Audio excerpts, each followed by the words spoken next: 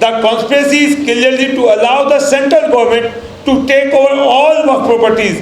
This can be seen. तो इसके अंदर पॉइंट्स स्पेसिफिक किए गए हैं कि किस तरीके से इसके अंदर वर्क प्रॉपर्टीज को लेने के लिए कॉन्स्पिरेसी की गई है। इसके साथ में एक और डॉक्यूमेंट जारी किया गया है जो आपके लिए, जिसके अंदर 23 points, mainly some quick points for ready reference of the press and for the general public as well, जिसके अंदर बताया गया है पॉइंट नंबर 1 में कि इसके अंदर लिमिटेशन एक्ट खत्म कर दिया गया है। जो पहले वक्फ एक्ट में लिमिटेशन एक्ट नहीं था वो किया गया है। नंबर 2, वक्फ बाय यूजर इस एक्ट में खत्म किया गया है। नंबर 3, वक्फ अलल औलाद, अगर उसकी औलाद नहीं रही है, खत्म किया गया है। Number 4, Waqf will not be registered if there is no Waqf deed, so for registration of any Waqf deed is required, और विद इन 6 मंथ ये रजिस्ट्रेशन होना है। उसके अलावा no entries will be made in the Waqf register without public notice of 90 days, so it means 6 month में से 90 days का notice time हो गया। नो सूट, अपील और other legal proceedings on behalf of any work will be heard after expiry of 6 month of the amendment act if that work has not been deregistered as per this amendment act, means if within 6 month registration नहीं हुआ तो उसको दोबारा से उसके लिए claim ही नहीं किया जा सकता है। तो 6 महीने का मैक्सिमम टाइम है। Additional time for objecting list of औकाफ increase, additional secretary, joint secretary to government of India will be official member of work council. Provisions of removal of chairman of work board by vote of no confidence deleted means as of now अगर कोई वक्फ का chairman चोर है, बेईमान है, डकैत है, वक्फ लूट रहा है, तो उसको हटाया जा सकता है by way of vote of no confidence. और सरकार कह रही है हम वक्फ को प्रोटेक्ट करना चाहते हैं, बचाना चाहते हैं, मगर यहाँ पर इस प्रोविजन से बेईमान चेयरमैन को हटाने की पावर छीन ली गई है। अब अगर कोई चेयरमैन बन गया तो 5 साल तक उसे हटाया नहीं जा सकता। इट मींस ये गवर्नमेंट चेयरमैन को फ्री हैंड दे रही है वक्त लूटने का, चोरी करने का, बर्बाद करने का, क्योंकि उसको डर ही नहीं होगा मैं हटाया जा सकता हूं। ये इसके अंदर किया गया है।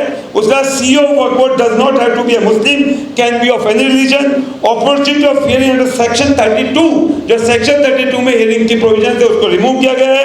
वर्क by scheme of court not recognised. उसके बाद government property shall not be deemed to be वर्क प्रॉपर्टी, मींस जितनी भी वर्क प्रॉपर्टी पर गवर्नमेंट का कब्जा है उनको वर्क नहीं माना जाएगा।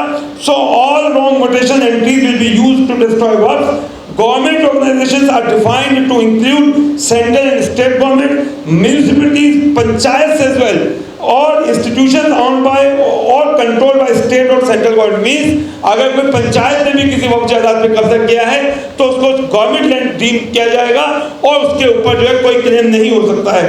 Power of registration of work taken away from work board and given to collector. If collector not satisfied, collector can refer dispute to competent court. So court can hear dispute only if referred to by collector. Party can't approach directly.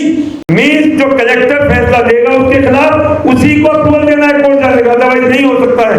Any government property identified as work property before or after the amendment will not be work property. Dispute to be decided by collector. Till collector does not decide dispute, it will not be work property. Means during the period of the dispute ये property government deem की जाएगी, work property नहीं रहेगी। Section 40 deleted and work board powers taken away. Central government will be in charge of the procedure for reporting of the budget and not of the board. Means वक्त को अपना पैसा कहाँ खर्च करना है ये वक्त के पास पावर नहीं होगी, ये गवर्नमेंट तय करेगी कि आप अपने पैसे का कहाँ खर्च करेंगे। आप मस्जिद में लगा सकते हैं नहीं, ये गवर्नमेंट तय करेगी। पैसा हमारा होगा। मुतवल्लियान वक्फ बोर्ड चलाने के लिए 7% पैसा देते हैं अपनी इनकम का, पैसा हम देंगे, खर्चा गवर्नमेंट के हिसाब से होगा। इसके अलावा इसके अंदर ये है auditors will have to be appointed from panel of the state government but centre has power to get a CAG audit for any work property. Already work properties के जैसा मौलाना ने कहा कि ऑलरेडी ये प्रोविजन है, गवर्नमेंट खुद बेईमानी करके इनको नहीं कराती है। इसका new section 50A for disqualification of मुतवल्लीज added. After that powers of वर्क tribunal decrees throughout the act. notice to general public required in case of supersession of management committee. Section 83 provides that if work tribunal not functioning, aggrieved party can approach High Court. Special provisions of evacuee property related means जब ये देश हमारा आजाद हुआ था तो जो property जो उनके ऊपर अगर रिलीजियस यूज हो रहा था तो जो वक्फ प्रॉपर्टीज थी उनको वक्फ माना गया था। बट चाहे उसके जो है जिसने वक्फ किया था चाहे वो यहाँ चला गया था, अब उसमें क्या गया है कि उस स्पेशल प्रोविजन को खत्म कर दिया गया है। मीन्स आपकी वक्फ जायदादों को जिनके एंसेस्टर्स कभी पाकिस्तान गए उनको इवैक्यू ट्रीट किया जाएगा। जो स्पेशल प्रोविजन 1950 में दिया गया था उसको रिमूव किया गया इसके अंदर। सर्वे कमिश्नर वर्क रिमूव्ड, जो पहले सर्वे कमिश्नर की पावर्स थी वो खत्म कर दी गई। Collector determine what is work property.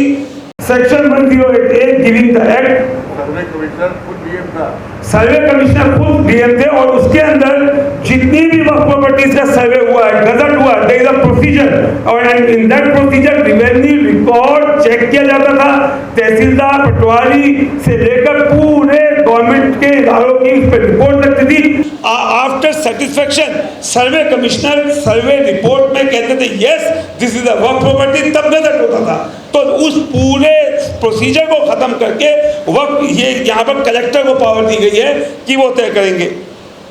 उसके बाद है सीईओ वर्क board does not have to be Muslim, can be of any religion, opportunity of hearing under section 32 ये हो गया आपका, sorry I am repeating, yes, special provision of elective property removed, survey commissioner of work removed, section 108A giving the act overriding effect over other laws deleted।